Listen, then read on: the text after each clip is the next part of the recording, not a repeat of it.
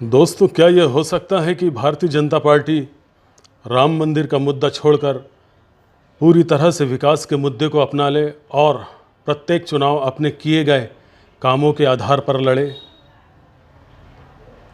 शायद नहीं, क्योंकि कल मध्य प्रदेश के बुरहानपुर में नेपानगर विधानसभा के खकनार में मुख्यमंत्री शिवराज सिंह चौहान की आमसभा का आयोजन था। आमसभा में मंच से शिवराज सिंह चौहान ने अपनी परंपरा अनुसार कई घोषणाएं की और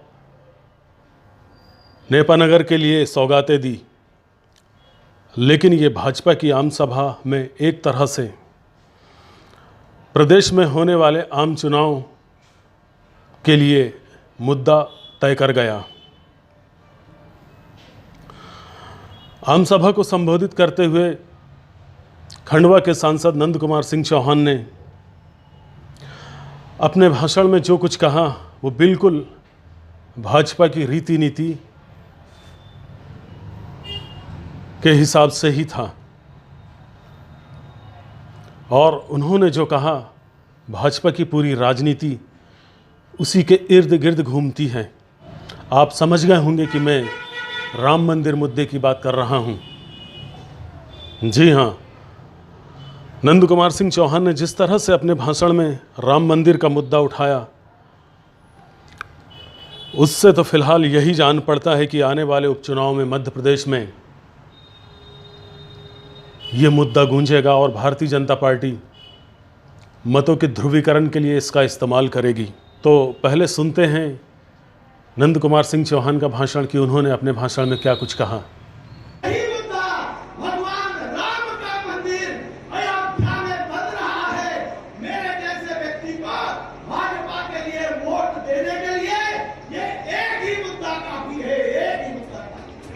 ये भाषण नंद कुमार सिंह चौहान के ज़ुबान से अनायास ही नहीं निकला है। नंद कुमार सिंह चौहान ये बखूबी जानते हैं कि कौन सी बात कहाँ पर और किस मौके पर कहना चाहिए।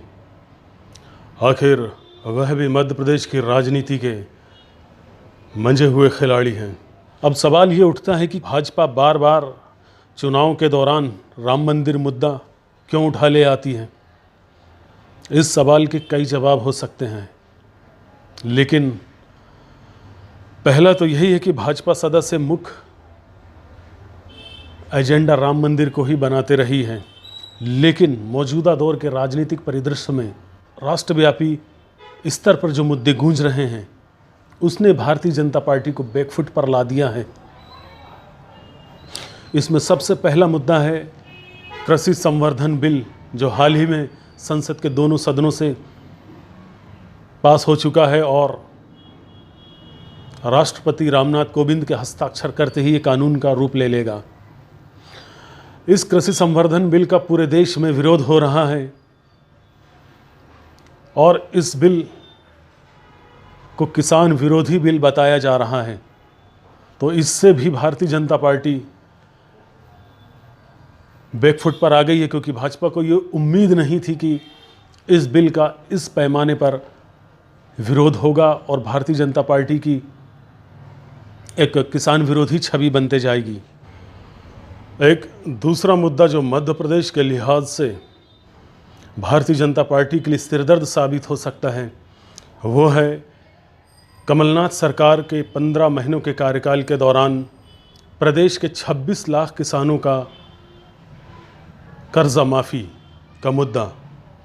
कर्ज माफ़ी के मुद्दे पर कांग्रेस बेहद आक्रामक रही है और इस मुद्दे ने कहीं ना कहीं किसी न किसी रूप में भारतीय जनता पार्टी को बैकफुट पर लाया है।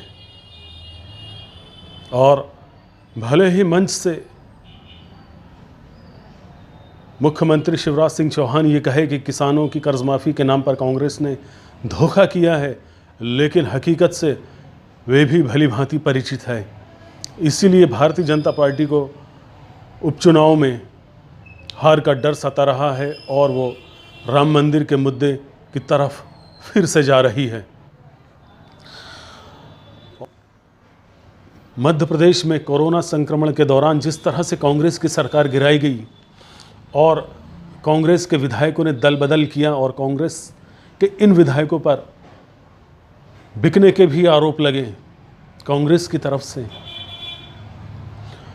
उससे जनता के सामने इन विधायकों की जो छवि बनी है, या ये विधायक जब वोट मांगने के लिए अपने अपने क्षेत्रों में जाएंगे तो बहुत मुमकिन है उन पर जनता भरोसा न कर सके।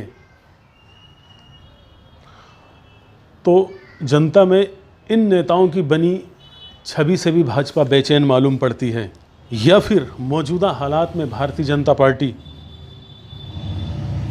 को देश प्रदेश में सरकार होने के बाद भी क्या अपने काम पर भरोसा नहीं है?